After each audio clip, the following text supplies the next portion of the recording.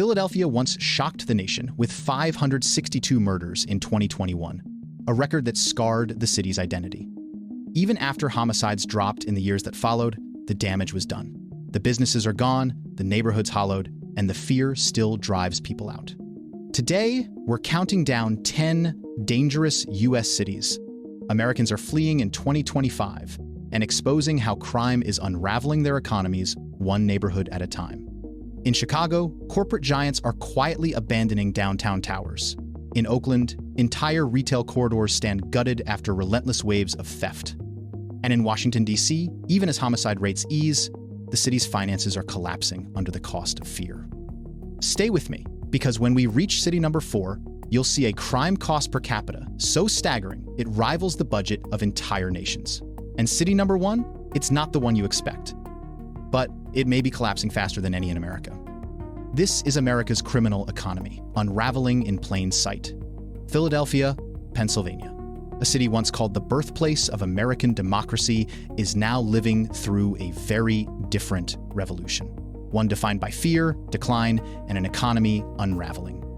In 2024, Philadelphia recorded a homicide rate of 27.3 per 100,000 people, one of the highest among America's largest cities. On paper, the total number of murders fell compared to the city's record peak in 2021. But fewer bodies on the streets has not meant recovery. It has meant something darker. Families leaving, neighborhoods hollowing out, and a city struggling to sustain itself. Because while the headlines focus on crime, the deeper collapse is happening in the city's books. Between 2020 and 2024, Philadelphia lost nearly 30,000 residents.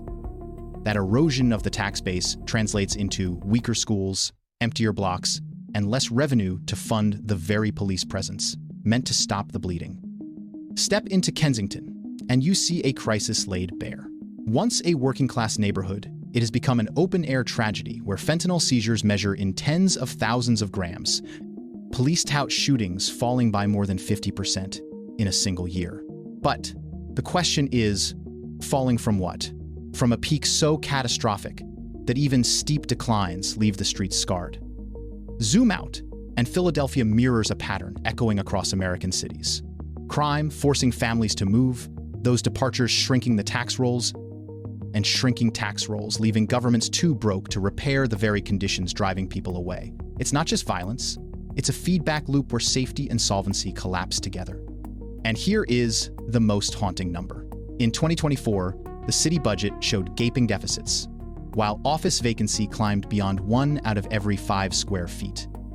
Imagine a downtown where empty towers no longer pay into property taxes, while police overtime drains the general fund. That is the future Philadelphia is already living. If you've made it this far, understand this. Philadelphia is not an exception. It is a warning sign. A reminder that even a city with history written in its cobblestones can crumble when crime and economics collide. But Philadelphia is only the opening chapter. The next city we'll travel to shows how even America's most iconic skyline can't protect against the forces of collapse. Stay with me, because it only gets darker from here. Chicago, Illinois. The Windy City has always been a place of bold skylines and proud neighborhoods. But behind the glass towers, a darker statistic looms. In 2024, Chicago recorded fewer than 600 murders. For some, that looked like progress. But on the ground, the reality is more complicated. Carjackings remain a daily terror, tracked in the city's own open data like a grim stock ticker. Fewer homicides do not mean safety, because crime has evolved, shifting into the kinds of brazen thefts and attacks that leave residents and businesses equally unnerved. And the numbers alone don't explain the exodus. Corporations are leaving, families are following. The real story isn't just crime. It's how fear translates into empty office space, lost payrolls, and shrinking tax collections. Step into downtown, and you'll see the quiet signs of retreat. Corporate logos vanish from once crowded towers. Executives whisper about safety and whether their employees will keep coming in. Even as the police report declines in certain violent categories, the perception of danger is enough to undo decades of civic investment. Zoom out, and Chicago becomes a case study in a national dilemma. When fear itself is the economic weapon, investors hesitate, tourists hesitate, insurance rates climb, businesses calculate whether the cost of staying outweighs the cost of leaving. And when those businesses leave, so does the tax revenue that holds the city together. Here's the staggering reality. While city leaders point to declining crime totals, Chicago has still lost nearly 3,000 millionaires in recent years. High net worth residents citing crime and instability as deciding factors in their flight. Think about that. 3,000 households, each representing millions in taxable assets, gone. The wealth base erodes, and what remains is a city struggling to pay its own bills. Chicago's numbers may look like improvement, but the economy tells a different truth. This is not a city escaping its shadow. It is a city learning how deep the damage runs when fear itself becomes the currency of daily life. And if you think Chicago's the only metropolis fighting this losing battle, wait until you see the next city, where crime hasn't just emptied downtown corridors, it has left entire retail boulevards gutted beyond recognition. Oakland, California. Once a proud industrial hub on the eastern edge of the Bay, it now carries one of the highest property crime rates in the nation. In 2024, Oakland logged more than 6,500 property crimes for every 100,000 residents. That is nearly double the national average, and far higher than its neighboring cities. The economic cost of this violence isn't hidden in theory, it shows up in the city's books. Despite inflation of more than 20% since 2019, Oakland's sales tax receipts remain flat. Adjusted for rising costs, that gap represents $15 to $16 million in missing revenue. Those are the dollars that should be funding schools, road repairs, and police patrols. Instead, they have vanished, stolen not only by criminals, but by the consequences of a collapsing local economy.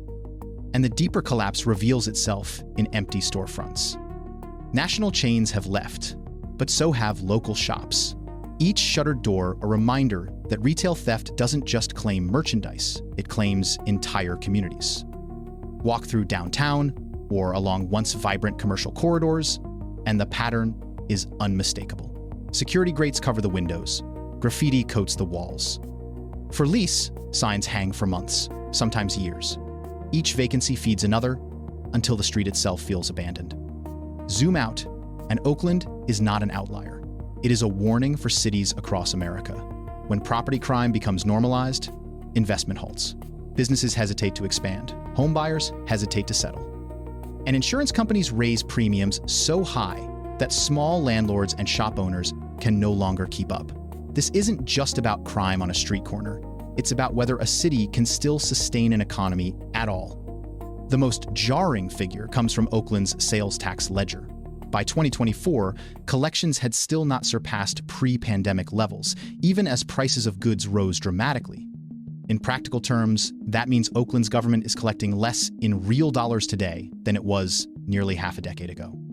A city losing ground year after year, even as costs rise, is a city sliding into insolvency.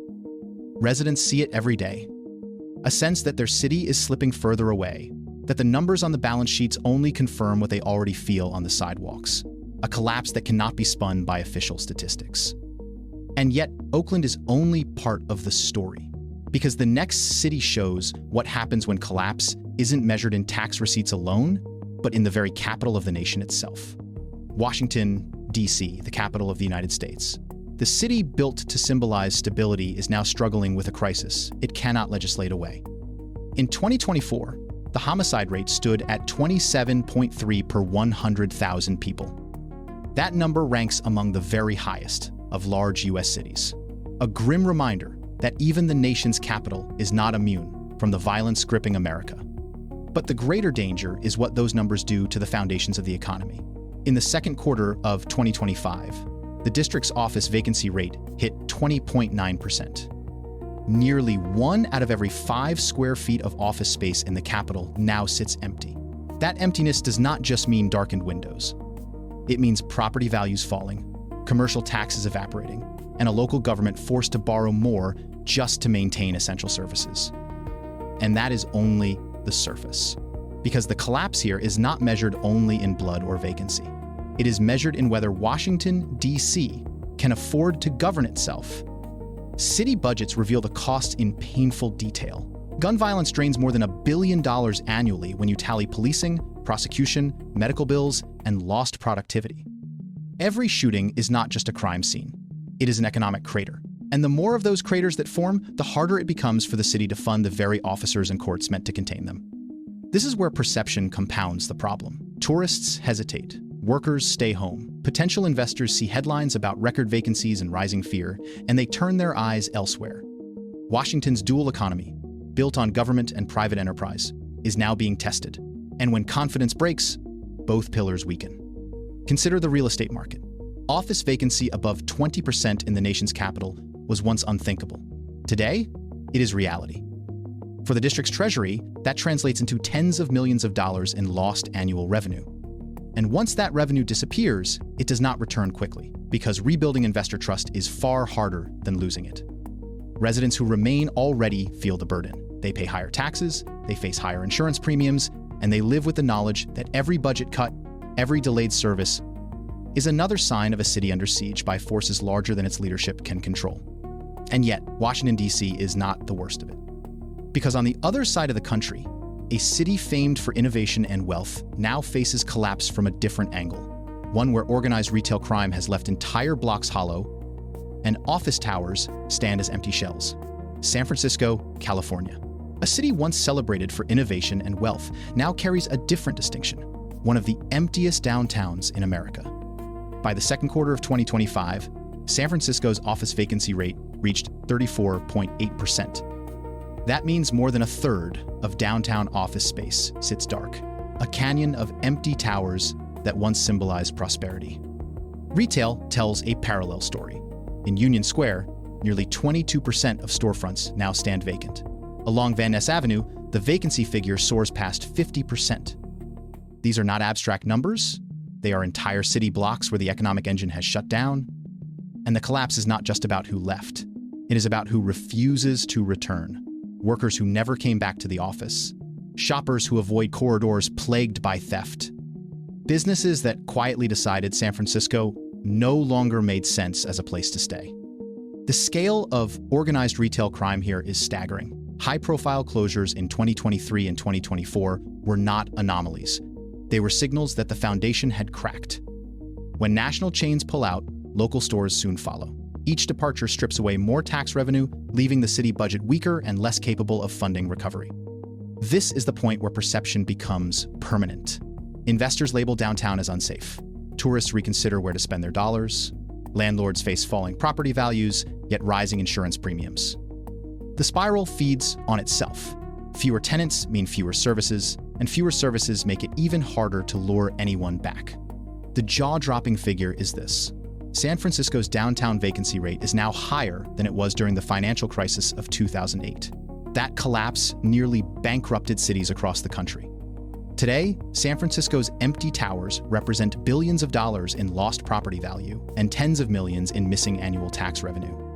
For a city with one of the highest costs of living in the nation, this is the definition of unsustainable. Residents know the numbers are not exaggerations. They see shuttered shops on their morning walks. They step around broken glass on sidewalks, once lined with high-end boutiques. And they understand that each closure means fewer jobs, fewer opportunities, and fewer reasons to believe in a comeback. And yet, San Francisco's crisis is not unique. Because farther north, another West Coast city shows how a combination of violent crime and fiscal shortfalls can unravel a government faster than anyone thought possible. Portland, Oregon. A city once known for its creative energy and thriving downtown is now ranked as the second worst for property crime among America's major cities. In 2024, residents faced burglary, theft, and vandalism rates that placed Portland near the top of national lists for criminal activity. The fallout lands hardest on the city's finances. By 2024, Portland reported a business tax shortfall of more than $12 million, forcing officials to freeze hiring across multiple departments. That means fewer police recruits, fewer building inspectors, and fewer city workers to manage even basic services. Crime drains the economy, and then the lack of services feeds back into more crime. The cycle is visible on Portland's streets. Retail corridors that once drew crowds now feature shuttered storefronts and long stretches of graffiti-stained walls. When shop owners can no longer afford security, they leave, and the vacancies multiply. Each closure represents not just a single business lost, but also sales tax revenue gone, jobs erased, and a neighborhood stripped of its vitality. The losses ripple outward. Commercial landlords struggle to fill empty spaces, cutting into property values across the city. Residents see rising insurance premiums, reflecting the higher risk of theft and vandalism. What begins as a property crime statistic ends as a financial shockwave touching every corner of the community. Investors take note. Large employers hesitate before committing to expansion. Tourism operators face growing difficulty selling Portland as a safe destination. Each negative headline adds weight to the perception that Portland is too unstable to bet on. And when confidence falters, capital flows elsewhere, accelerating decline. The most striking number isn't just the $12 million gap in the city's business tax collections. It's what that gap represents. With inflation pushing city costs higher every year, Portland effectively lost far more in real dollars. That gap could have funded hundreds of city jobs or financed infrastructure improvements. Instead, the funds vanished into the void, left by shuttered shops and abandoned offices. Portland residents don't need spreadsheets to explain the collapse. They walk through once bustling plazas that now sit half empty. They commute past boarded storefronts where community landmarks once stood. They understand the budget numbers only confirm what daily life already makes clear. The city's economic foundation is breaking under the weight of unchecked crime. And while Portland shows how property crime can hollow out a city's finances, the next stop proves that even in America's booming South, crime is rewriting the future of downtowns. San Antonio, Texas. Behind the Riverwalk and tourist attractions lies a city battling a property crime problem that ranks among the worst in the nation. In 2024, San Antonio placed 5th among large U.S. cities for property crime, with thousands of thefts, burglaries, and break-ins, eroding confidence in the streets. The economic fallout is visible in the heart of the city. Downtown recovery has stalled. Foot traffic that once supported local restaurants and shops never fully returned, and the persistent crime problem ensures many won't come back. Storefront vacancies linger longer than ever, with small businesses shouldering the heaviest burden. When insurance premiums spike in response to rising theft and vandalism claims, many shop owners are forced to close their doors for good. And each closure leaves more than an empty building. It strips away sales tax revenue, weakens job opportunities, and leaves entire blocks vulnerable to further decline. The very spaces meant to draw tourists now struggle to convince locals they're safe. The consequences spread quickly. Landlords lose tenants and see property values fall. Investors hesitate to bring new capital downtown. The city itself collects less from its commercial districts, leaving less money to fund public safety improvements. It's a cycle where fear and finance intertwine, each reinforcing the other. The perception of San Antonio as a thriving destination now carries an asterisk. Convention planners factor in safety. Families think twice about venturing downtown after dark. And as more dollars flow to suburban areas or other Texas metros, the core of San Antonio loses the lifeblood it needs to survive. Consider the cost to residents. In recent years, property crime rates in San Antonio have consistently topped national charts, while local businesses report insurance premiums climbing by double digits. For a small shop owner, a sudden 15 or 20% increase in coverage can mean the difference between surviving another year or closing forever. And when dozens of those decisions play out across a city, the result is a silent but devastating erosion of its economic base. Residents can already see the signs. Downtown blocks that once pulsed with nightlife now sit quieter. Familiar storefronts are gone. New businesses hesitate to fill the gaps. The feeling is unmistakable, a city losing ground, one broken window at a time. And if San Antonio's struggles prove how crime can derail recovery in the South, the next city reveals a harsher truth, where violent crime and high-profile car thefts are reshaping the very identity of a major American hub. Atlanta, Georgia. Headlines recently celebrated a decline in homicides, roughly 21% lower in 2023 compared to the year before. But beneath that headline, another crisis was accelerating. Vehicle thefts surged by more than 60% in the same period, leaving thousands of residents robbed of their security, mobility, and trust. That sharp rise in crime is more than a statistic. It drives up insurance costs, forces families to spend money they don't have on replacement vehicles, and erodes the economic stability of entire neighborhoods. For small businesses, fleets of vans and trucks are now liabilities. And when insurers raise rates across the board, every household pays the price for the crime wave. And while the numbers themselves are staggering, the consequences are even heavier.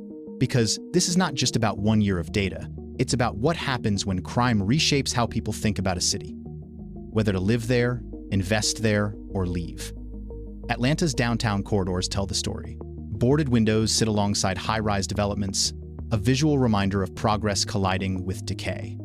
Corporate relocations bring jobs, but crime headlines chip away at the city's brand. Tourists stroll Centennial Olympic Park by day, but many avoid venturing far after dark. The contradictions are sharp, and the cost is measured in lost confidence and lost dollars. Atlanta is a city caught in transition. Its population growth should be fueling prosperity, but the surge of violent theft and fear-based perception diverts energy and capital elsewhere. Families with means move to safer suburbs, draining tax revenue from the city center. Developers hesitate to commit, wary that high crime will undercut their investment. And every hesitation slows the city's momentum just when it should be accelerating. Consider this. A 61% spike in vehicle thefts means thousands of stolen cars in a single year. Add the insurance payouts, court costs, and lost productivity, and the economic toll climbs into the tens of millions. That is money Atlanta cannot spend on schools, transit, or infrastructure. Instead, it vanishes into the hidden bill of unchecked crime. For residents, the contradiction is painful. A skyline that gleams with promise, but a daily reality, clouded by fear. Each stolen car, each break-in, each insurance hike reminds them that prosperity can be fragile and that their city is balancing on a knife's edge. And yet, Atlanta is not the end of the story. Because in the next city, decades of population loss, industrial decline, and a new surge of violent crime are converging to push a once proud Midwestern hub toward the brink of collapse. Milwaukee, Wisconsin. Once a manufacturing powerhouse along the shores of Lake Michigan, it now carries a far different reputation. A city where violent crime and economic decline move hand in hand. By mid-year 2025, Milwaukee had recorded 69 homicides, a 13% increase over the same period in 2024. For a city already scarred by decades of violence, that rise pushes fear deeper into neighborhoods that cannot afford another blow. But it is not only the crime numbers that tell the story. Since 2020, Milwaukee has lost roughly 16,500 residents, nearly 3% of its population. Every family that leaves takes with it tax revenue, consumer spending, and the possibility of renewal. Each departure makes the city's fragile manufacturing base even less able to support the services that remain. And the consequences reach well beyond 1 year's homicide count, because when people and jobs leave at the same time, the collapse becomes generational. Milwaukee's once legendary factories sit underused or abandoned, reminders of an industrial golden age that slipped away. Property values decline near these empty facilities, dragging down city assessments and shrinking the tax rolls further. For a local government already stretched thin, this is a fiscal trap. Rising costs to police violent crime, paired with shrinking income to pay for it. The result is a city struggling to fund the basics. Streets take longer to repair, schools see tighter budgets, police departments face hiring challenges. Residents begin to question not only their safety, but also whether Milwaukee can still deliver the services a modern city requires. The fragile numbers bear it out. In a span of just 4 years, the population loss stripped tens of millions of dollars from the city's taxable base. At the same time, homicide investigations, incarceration, and emergency responses add up to millions more in costs each year. It is a gap that no balanced budget can hide. Every homicide is not just a tragedy. It is a bill the city cannot afford to pay. Residents see the truth, written in their neighborhoods. Shuttered corner stores, empty lots where homes once stood, and a sense of fragility that hangs over entire blocks. They do not need official statistics to know that their city's economic foundation is crumbling. And this is why Milwaukee may be the most sobering warning yet. A city with a proud industrial legacy, now hollowed out by crime, population loss, and economic decline. But if you think this is the end of the story, it isn't. Because the next city shows how, even in the heart of the Midwest, the collapse has reached a breaking point that shocks even longtime residents. Indianapolis, Indiana. In 2024, the city recorded 209 homicides. The third year in a row, the total stayed above 200. For Indianapolis, a place once considered the calm, dependable heart of the Midwest, that number marked not only people lost, but a transformation of the city's reputation. The toll stretches far beyond crime scenes. Marion County saw a net domestic outmigration of more than 10,000 people between 2023 and 2024. Families leaving, businesses following, and the tax base shrinking in a city already struggling to fund its obligations. Each departure weakens the very services that residents depend on: schools, sanitation, and above all, public safety. And this is where Indianapolis's collapse takes on a uniquely dangerous shape. Violent crime is rising while the city's capacity to respond is falling. Police ranks are at historic lows. Officer shortages mean longer response times, fewer patrols, and an exhausted force stretched to its limit. Residents see it in daily life: slower emergency response, fewer visible officers, and an unmistakable sense that law enforcement is losing ground. At the same time, poverty remains concentrated in large swaths of the city. Entire neighborhoods experience both the brunt of crime and the least access to resources that could stop it. When poverty and violence reinforce each other, the result is not just blight, but generational decline.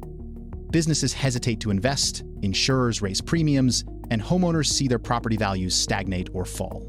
The fragile economic base of Indianapolis begins to fracture. The cost is staggering. Each homicide carries an estimated economic burden of more than $1 million when you add policing, prosecution, incarceration, medical bills, and lost productivity. Multiply that by more than 200 murders a year, and Indianapolis shoulders hundreds of millions in hidden costs annually. Pair that with a shrinking population, and the math becomes impossible: a city trying to spend more on crime while collecting less in revenue. Residents feel it every day: abandoned houses dotting their blocks, sirens that come less often and later, jobs that move to the suburbs while taxes rise in the city. The statistics match the experience. Indianapolis is slipping into a spiral where safety, solvency, and stability all erode at once.